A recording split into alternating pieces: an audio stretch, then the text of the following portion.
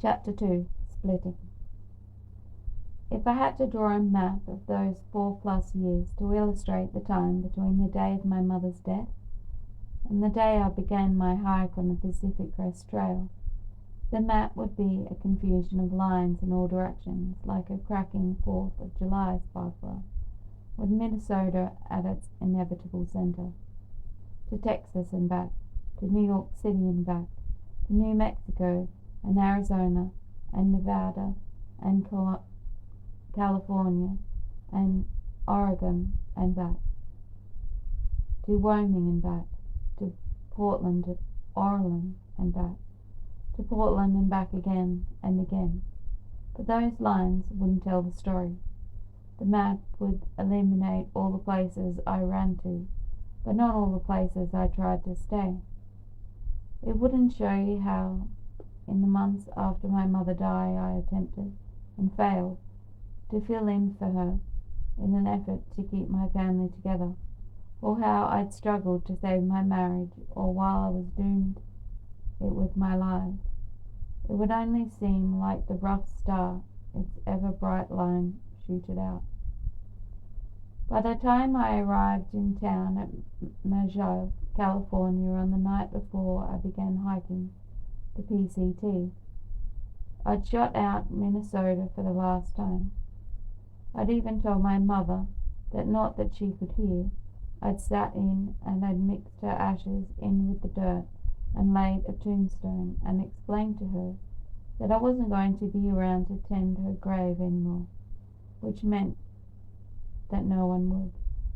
I finally had no choice but to leave her grave, to go back to the sick, back to the weeds, and blow down tree branches and fallen pine cones, to snow and whatever ants and deer and black bears and ground wasps wanted to do with her. I lay down in the Mother Ash dirt among the crocuses and told her it was okay, that I'd surrendered, that since she died everything had changed, things she couldn't have imagined, I wouldn't have guessed. My words came out low and steadfast. I was so sad it felt as if nothing were choking me, and yet it seemed my whole life depended on my getting those words out. She would always be my mother, I told her, but I had to go. She wasn't there for me in that flower bed anymore anyway, I explained. I'd put her somewhere else, the only place I could reach her, in me. The next day I left Minnesota forever. I was going to hike the PCT. It was the first week of June. I drove to Portland in my 1979 Chevy Love pickup truck, loaded with a dozen boxes filled with dehydrated food and backpacking supplies. I'd spent the previous weeks contemplating them, addressing each box to myself at places I'd never been, stops along the PCT with evocative names like Eco Lake and Soda Springs, Burning Falls and Sayad Valley. I left my truck and the boxes with my friend Lisa in Portland. She'd been mailing the boxes to me throughout the summer and boarded a plane to Los Angeles, then caught a ride to Mojave with the brother of a friend. We pulled into town in the early evening, the sun dipping into the Sahatchi Mountains, a dozen miles behind us to the west, mountains I'd been hiking the next day. The town of Mojave is at an altitude of nearly 2,800 feet, though it felt to me as if I were at the bottom of something instead. The signs for gas station, restaurants, and motels rising higher than the highest tree. "You can stop here," I said to the man who'd driven me from LA, gesturing to an old-style neon sign that said White Motel, with the word television blazing yellow above it and vacancy in pink beneath. By the worn look of the building, I guessed it was the cheapest place in town. Perfect for me. "Thanks for the ride," I said once we'd pulled up into the lot. "You're welcome," he said, and looked at me. "You sure you're okay?" "Yes," I replied, with false confidence. I've travelled alone a lot. I got out with my backpack and 2 oversized plastic department store bags full of things. I'd meant to take everything from the bags and fit it into my backpack before leaving Portland, but I hadn't had time. I'd brought the bags here instead. I'd get everything together in my room. Good luck, said the man. I watched him drive away. The hot air tasted like dust, the dry wind whipping my hair into my eyes. The parking lot was a field of tiny white pebbles cemented into place. The motel a long row of doors, the windows shuttered by shabby curtains. I slung my backpack over my shoulders and gathered my bags. It seemed strange to have only these things. I felt suddenly exposed, less exuberant than I had thought I would. I'd spent the past 6 months imagining this moment, but now that it was here, now that I was only a dozen miles from the PCT itself, it seemed less vivid than it had in my imaginings. As if I were in a dream, my every thought liquid slow, propelled by will rather than instinct. Go inside, I had to tell myself, before I could move towards the motel office. Ask for a room. It's $18, said the old woman who stood behind the counter. With rude emphasis she looked past me, out the glass door through which I'd entered moments before. Unless you've got a companion, it's more for 2. I don't have a companion, I said, and blushed. It was only when I was telling the truth that I felt as if I were lying. That guy was just dropping me off. It's $18 for now, then, she replied. But if a companion joins you, you'll have to pay more. A companion won't be joining me, I said evenly. I pulled a $20 bill from my pocket.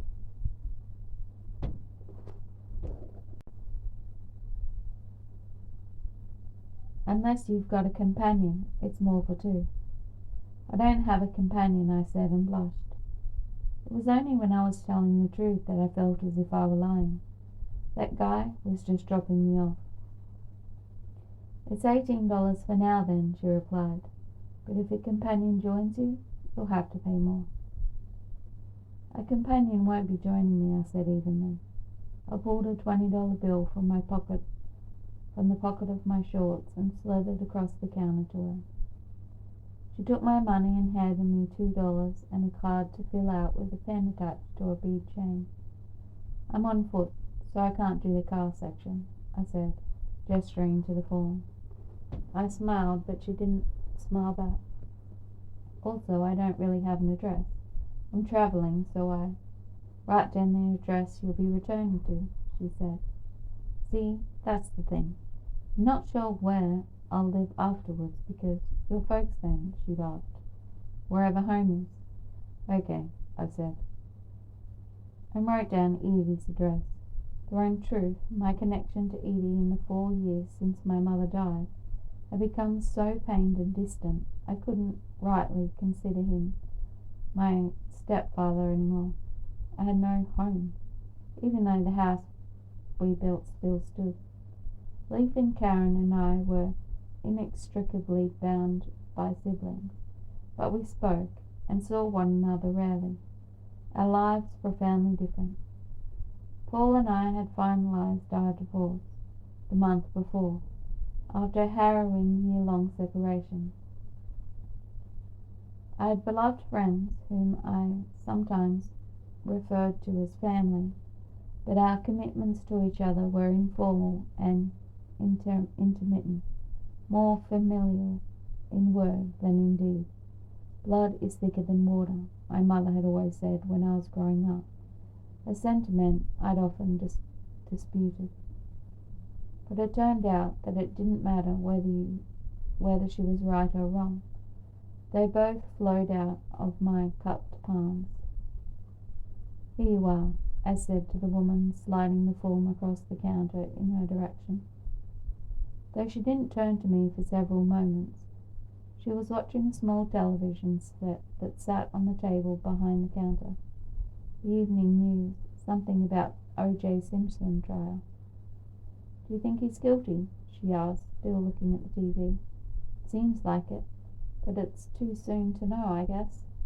We don't have all the information yet. Of course he did it, she shouted. When she finally gave me the key, I walked across the parking lot to a door at the far end of the building, unlocked it, and went inside. I sat my things down and sat on the sofa bed. I was in the majardin, but the room was strangely dank, smelling of wet carpet and Lysol. A vented white metal box in the corner roared to life, a swamp cooler that blew icy air for a few minutes and then turned itself off with a dramatic clatter that only exasperated my sense of uneasy solitude. I thought about going out and finding myself a companion. It was such an easy thing to do. The previous years had been a veritable feast of 1 and 2 and 3 night stands.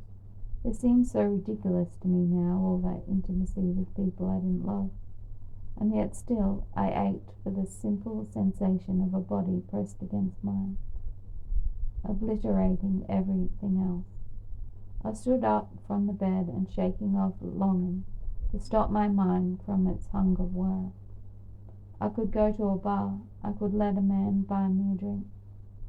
We could be back here in a flash. Just behind that longing was the urge to call Paul. He was my ex-husband now, but he was still my best friend. As much as I had pulled away from him in the years after my mother's death, I'd also learnt hard into him. In the midst of my mostly silent agonizing over our marriage, we'd had good times, being, in oddly real ways, a happy couple. The vented metal box in the corner turned itself on, and I went to stand behind it, letting the frigid air blow against my bare legs. I was dressed in the clothes I'd been wearing since I'd left Portland the night before. Every last thing brand new. It was my hiking outfit, and in it I felt a bit foreign, like someone I hadn't yet become. Wool socks beneath a pair of leather hiking boots with a metal clasp. Navy blue shorts with important-looking pockets that closed with Velcro tags. Underwear made of specific quick-dry fabric, and a plain white t-shirt over a sports bra. They were among the many things I'd spent the winter and spring saving up my money to buy, working as many shifts as I could to get the restaurant where I was waited tables. As I could get at the restaurant where I waited tables. When I'd purchased them, they hadn't felt foreign to me. In spite of my recent forays, it's an edgy urban life. I was easily someone who could be described as outdoorsy. I had, after all, spent my teen years roughing it in the Minnesota Northwoods. My family vacations had always involved some form of camping, and so had the trips I'd taken with Paul, alone or with friends. I'd slept in the back of my truck, camped out in parks and national forests more times than I could count. But now, here, having only these clothes at hand, I felt suddenly like a fraud. In the 6 months since I'd decided to hike to the PCT, I'd had at least a dozen conversations in which I explained why this trip was a good idea and how well suited I was to the challenge. But now, alone in my world at White's Motel, I knew there was no denying the fact that I was on shaky ground. Perhaps you should try a shorter trip first, Paul had suggested, when I told him about my plan during one of the should we stay together and get divorced discussions several months before. Why? I'd asked with irritation. Don't you think I can hack it? It isn't that, he said. It's only that you've never gone backpacking as far as I know. I've gone backpacking, I'd said indignantly, though he was right, I hadn't. In spite of all the things I'd done that struck me as related to backpacking. Never actually walked into the wilderness with a backpack on and spent the night. Not even once. I've never gone backpacking, I thought, with a rueful hilarity now. I looked suddenly at my pack and the plastic bags I'd toted with me from Portland. They held the things I hadn't yet taken from their packaging. My backpack was forest green and trimmed with black, its body composed of 3 large compartments, rimmed by fat pockets of mesh and nylon that sat on either side like big ears. It stood of its own volition, supported by the unique plastic shelf that jutted out along its bottom. That it stood like that instead of slumping over onto its side, as other packs did, provided me a small, strange comfort. I went to it and touched its top as if I was caressing a child's head. A month ago, I'd been firmly advised to pack my backpack just as I would on my hike and take it on a trial run. I'd meant to do that before I left Minneapolis, and then I'd meant to do it once I got to Portland, but I hadn't. My trial run would be tomorrow, my first day on the trial. I reached into one of the plastic bags and pulled out an orange whistle, whose packaging proclaimed it to be the world's loudest. I ripped it open and held the whistle up by its yellow lanyard, then put it around my neck as if I were a coach. Was I supposed to hike wearing it like this? It seemed silly, but I didn't know. Like so much else, when I'd purchased the world's loudest whistle, I hadn't thought it all the way through. I took it off and tied it to the frame of my pack, so it would dangle over my shoulders when I hiked. Then it would be easy to reach, should I need it. Would I need it? I wondered bleakly, flowing down on the bed. It was well past dinner time, but I was too anxious to feel hungry. My aloneness and uncomfortable thump that filled my gut. "You finally got what you wanted," Paul had said when we bade each other goodbye in Minneapolis 10 days before. "What's that?" I asked. "To be alone," he replied and smiled, though I could only nod uncertainly. It had been what I wanted, though alone wasn't quite it. What I had to have when I came to love was beyond explanation, it seemed. The end of my marriage was a great unravelling that began with a letter that arrived a week after my mother's death, though its beginning went back further than that. The letter wasn't for me, it was for Paul. Fresh as my grief was, I still dashed excitedly into my bedroom and handed it to him when I saw the return address. It was from the new school in New York City, in another lifetime. Only 3 months before, in the days before I learnt my mother had cancer, I'd helped him apply to a PhD program in political philosophy. Back in mid-January, the idea of living in New York City had seemed like the most exciting thing in the world. But now, in late March, as he ripped the letter open and exclaimed that he'd been accepted, as I embraced him and in every way seemed to be celebrating this good news, I felt myself splitting in two. There was the woman I was beyond my mum died, and the one I was now, my old life, sitting on the surface of me like a bruise. The real me was beneath that, pulsing under all the things I used to think I knew. How I'd finished my BA in June, and a couple of months later off we'd go. How we'd rent an apartment in the East Village of Park Slope, place I'd only imagined and read about. How I'd wear funky ponchos with adorable knitted hats and cool boots, while becoming a writer in the same romantic down and out way that so many of my literary heroes and heroines had. All of that was impossible now. Regardless of what the letter said, my mum was dead.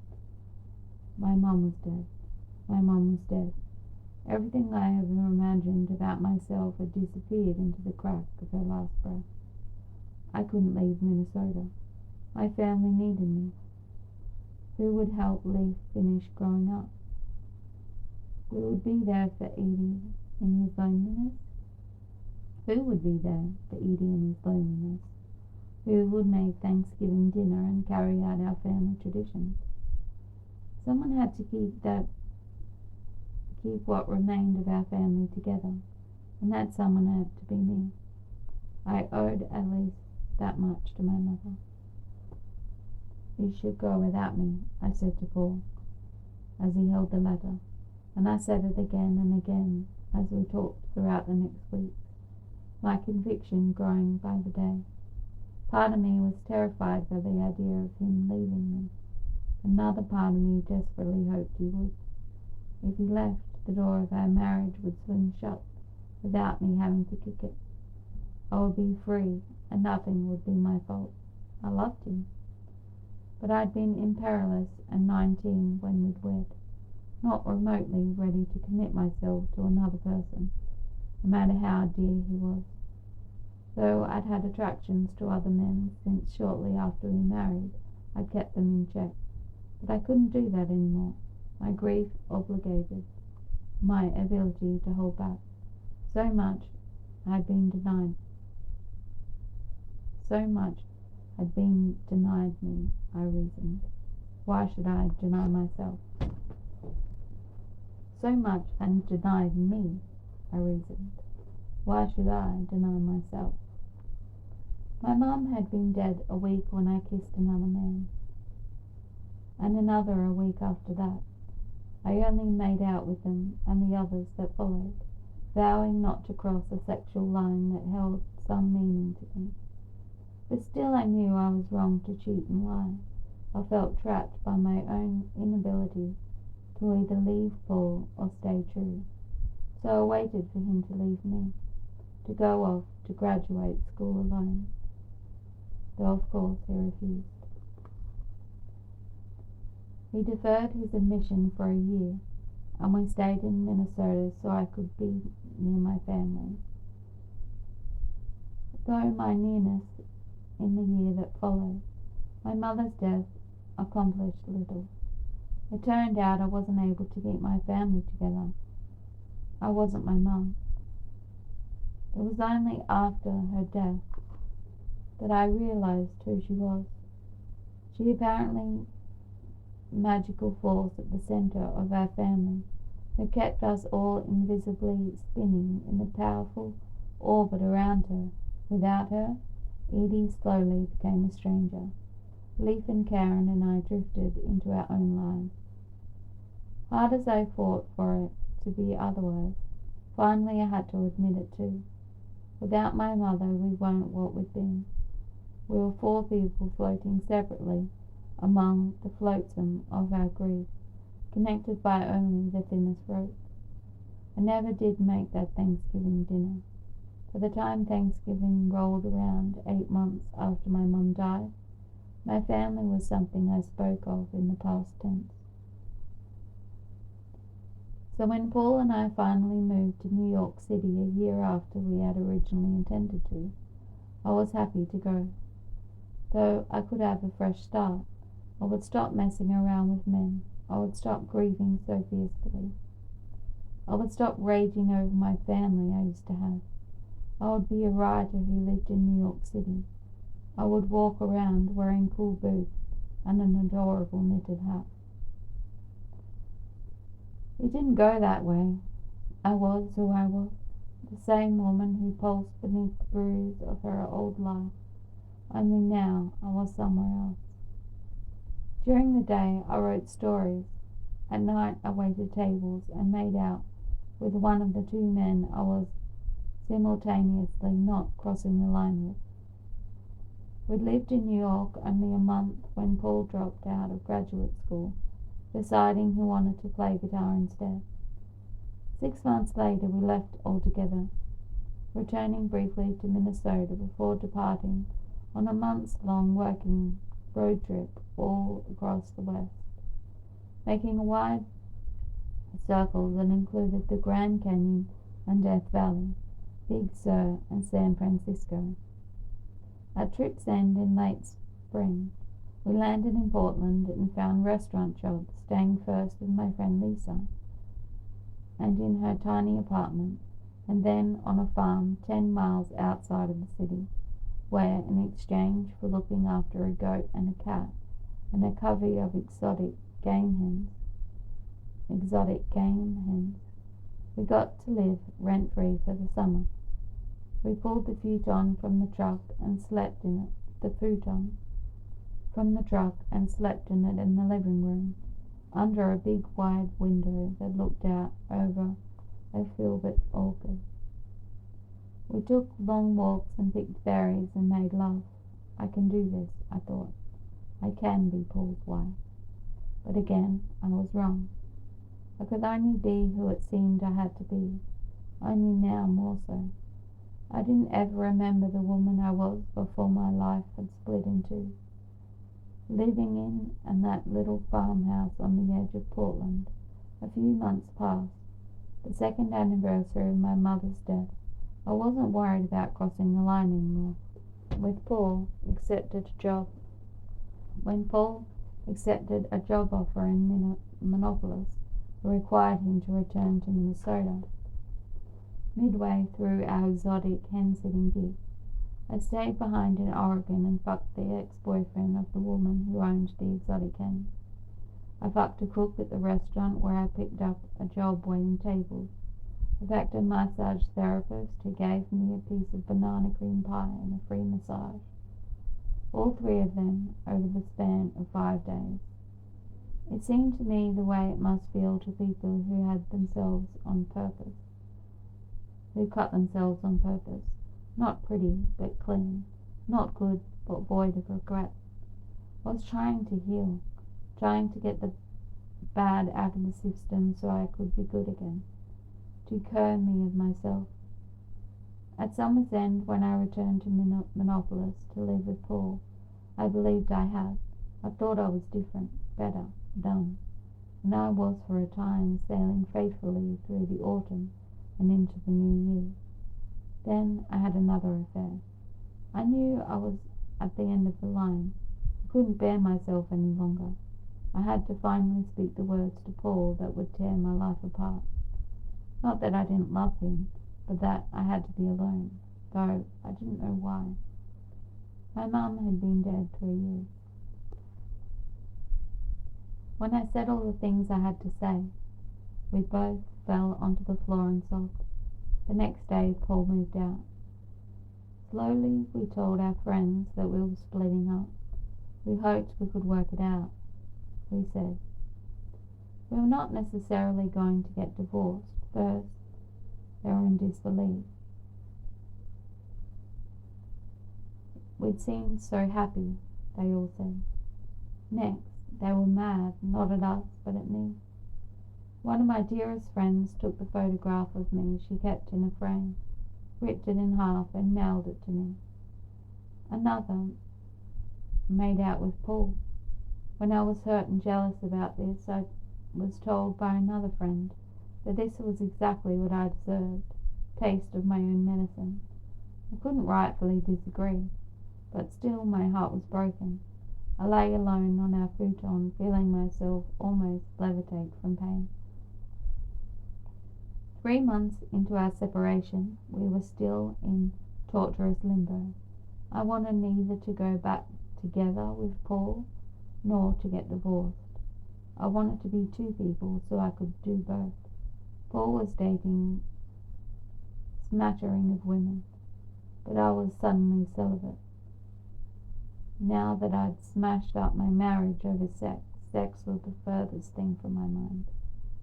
I need to get the hell out of Minneapolis, said my friend Lisa during one of our late-night heartbreak conversations. Come visit me in Portland, she said. Within the week, I quit my waitressing job, loaded up my truck, and drove west, traveling the same route I'd take exactly 1 year later on my way to hike the Pacific Crest Trail. By the time I'd By the time I reached Minnesota, I knew I'd done the right thing. The wide green land visible for miles outside my windshield. The sky going on even forever. The city of Portland flickered beyond, out of sight. It would be my luscious escape, if only for a brief time. There I'd leave my troubles behind, I thought. Instead, I only found more.